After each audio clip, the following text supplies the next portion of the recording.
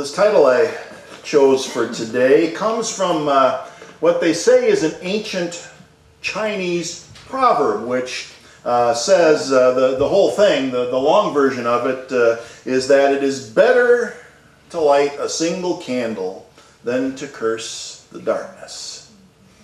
There's nothing too mysterious about that. I think the meaning is pretty straightforward. What it's telling us is, in the face of bad times or hopelessness, it's more worthwhile to respond by doing some good, however small, instead of doing nothing but complain about the situation. In other words, take action instead of sitting there complaining. Find something you can do in response to the situation. The late author Maya Angelou gives us a little clue about how that works. Something she once said is, if you don't like something, change it. If you can't change it, change your attitude. Don't complain. By the way, she was a Unity person, you know. She was on, I think it was the Oprah show once, and she told everyone about how Unity had changed her life. And I know that she was making visits to Unity Village several times around 2005, 2006. And changing our attitude is really what we're all about in Unity. Ultimately, our attitude, our state of consciousness is the only thing that we can reliably and consistently control. So that should always be our starting point. And some things are easier said than done, because human beings, well, we seem to like complaining, don't we? I know we have a few children of the 60s here today. And like me, some of you might remember a song by the legendary Joe Walsh. I was and still am a huge fan of Joe Walsh. This guy here, that's my favorite album cover. I'm not sure what he's doing underwater there, but Joe Walsh had a song, a hit song actually, that I always remember, that's called Life's Been Good. And he sings about all the crazy stuff that happens in the life of a rock star. He says, it's tough to handle this fortune and fame. Everybody's so different. I haven't changed, right? But the line I'm talking about this morning is the one where he says, I can't complain, but sometimes I still do. Life's been good to me so far.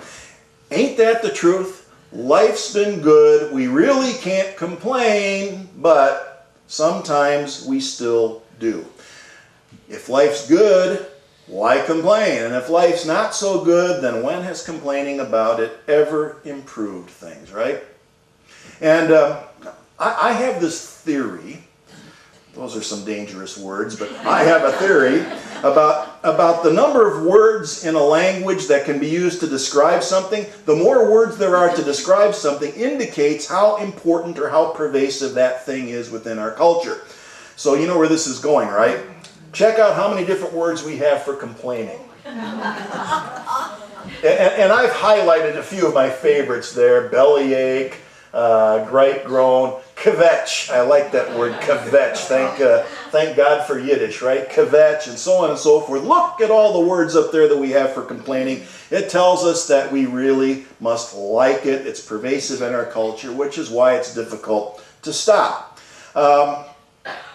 And I think we've all known chronic complainers, not that we've ever been that ourselves, but we know chronic complainers. They have a mantra. Their mantra is, life's a pain, then you die.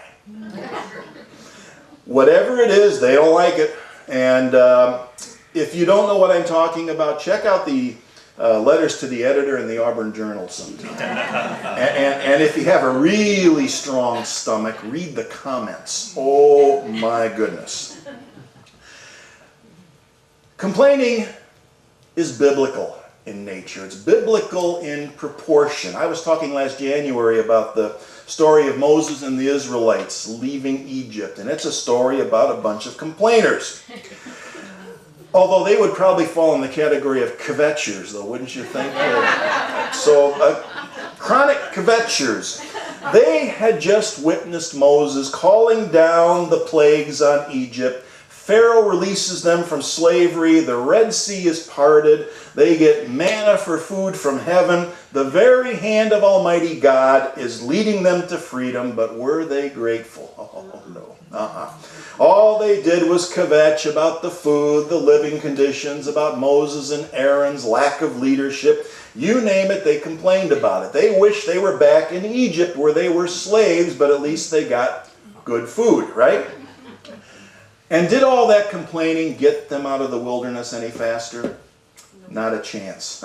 In fact, all of their grumbling actually prolonged their time wandering around in the desert. So there's a spiritual law that's at work in all of this. Some folks might think that the reason the Israelites had to spend so much time wandering around in the wilderness is because God was punishing them for all that grumbling and complaining, but that's not what was happening. In his book, Dynamics for Living, our co-founder Charles Fillmore describes what was going on there. He says this: every word has its effect, though unseen and unrecognized. What we think, we usually express in words. Our words bring about in our life and affairs whatever we put into them. A weak thought is followed by words of weakness. Through the law of expression and form, words of weakness change to weakness the character of everything that receives them. So just substitute whatever you want for that word, weakness. Here's how it works when it comes to complaining.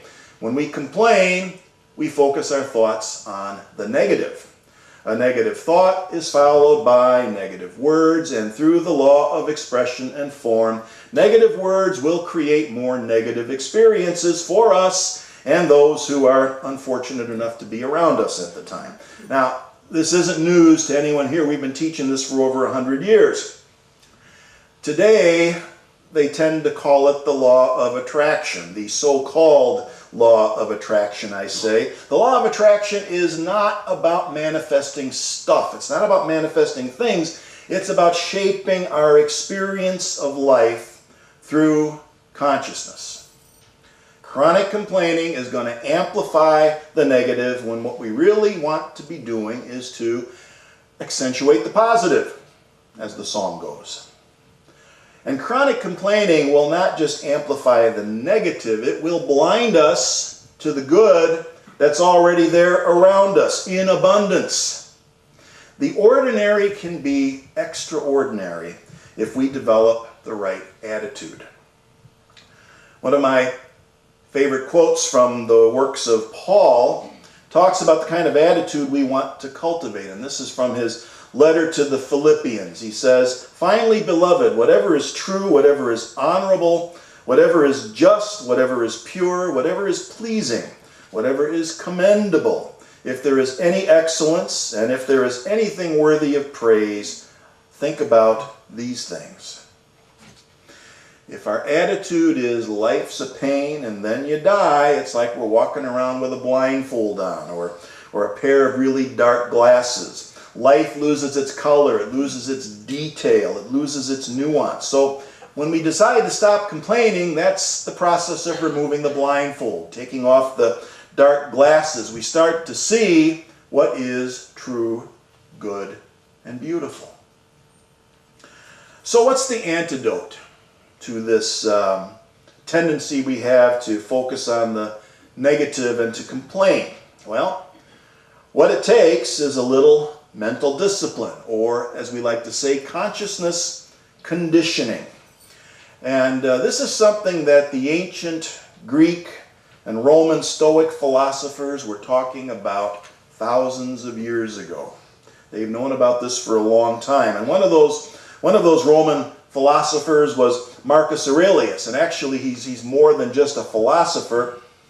He was known as one of the last good Roman emperors. He was a brilliant military leader as well, and during his reign he had to deal with all sorts of stuff that people might be inclined to gripe and complain about. He had to deal with constant war, had to deal with plagues, attempts to dethrone him, financial problems, personal problems, you name it.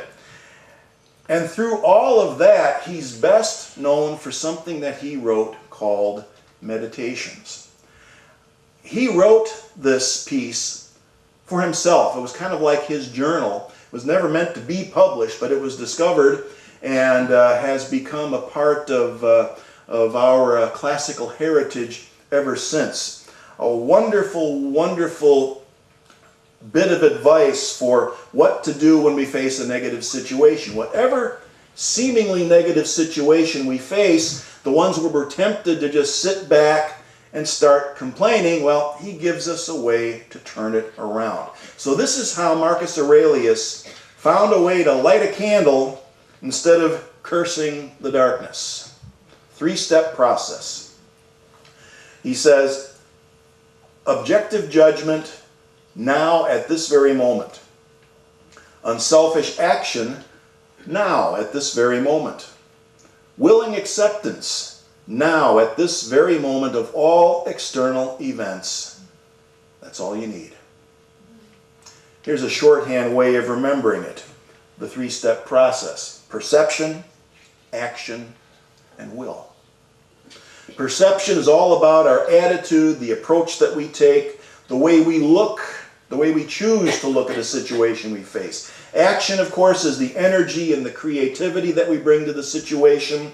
And will is about developing the ability to stick with it, the inner strength that it takes to be able to follow through on this. Now, I hope I'm not starting to sound like a cheesy motivational speaker here this morning, because I don't want this to just be a rah-rah session or an adult pep rally. This is really about a workable philosophy of life that really fits perfectly with our mission statement here, to help people to thrive in a changing world, right? In fact, some people have noted that many of the things we teach in Unity are very similar to these ancient Greek and Roman ideas. And one of the reasons I want to introduce this topic today is because this Wednesday is the first day of Lent in the Christian liturgical season. And in Unity, we look at Lent a little bit differently. Instead of just looking for things to give up, like I did when I was attending Catholic schools, we look for positive, life-affirming practices that we can use to help make the world a little better place. We look for a way to take positive action instead of just eliminating something, because denials and affirmations go together. When you do one, you want to do something to fill the space that's left. So I once heard someone suggest that in Unity language, Lent means this: let's eliminate negative thinking. Which is a good starting place, but again, we don't just want to eliminate, we also want to do something positive and life-affirming. So Easter is on April 16th this year. That gives us 6 Sundays to work with, and we're going to be spending the next 3 working on that 3-part process that we get for turning obstacles into opportunities. A way to bring light to any challenge instead of sitting in the darkness, griping, complaining, and kvetching, and ultimately doing nothing. And these ideas come to us from a book called The Obstacle is the Way, The Timeless Art of Turning Trials into Triumph by Ryan Holiday. And as you might have gathered from the title, the main premise of this book is that obstacles, or things that we label as obstacles, are not things to be avoided. And yet that's another part of our human nature, right? We tend to avoid the things that we consider to be obstacles. Well, here's what Marcus Aurelius had to say about obstacles. He said, our actions may be impeded, but there can be no impeding our intentions or dispositions, because we can accommodate and adapt. The mind adapts and converts to its own purposes the obstacle to our acting. The impediment to action advances action. What stands in the way becomes the way. As we listen to these words, we might be thinking that, hey, this sounds similar to some of the things that we've heard from the Eastern traditions, Buddhist, Taoist, Confucius, but it's not. This has its roots solidly embedded in the Greek and Roman traditions, which, in my humble opinion, don't get the attention and the credit they deserve. So Our practice for Lent is going to be based in this classic Greco-Roman tradition. These are timely and practical ideas that work in tandem with what we do in Unity. So next week, we focus on perception. How do we look at a challenge? How do we look at an obstacle? What is our attitude? What is our approach? And we'll see you then. Thank you.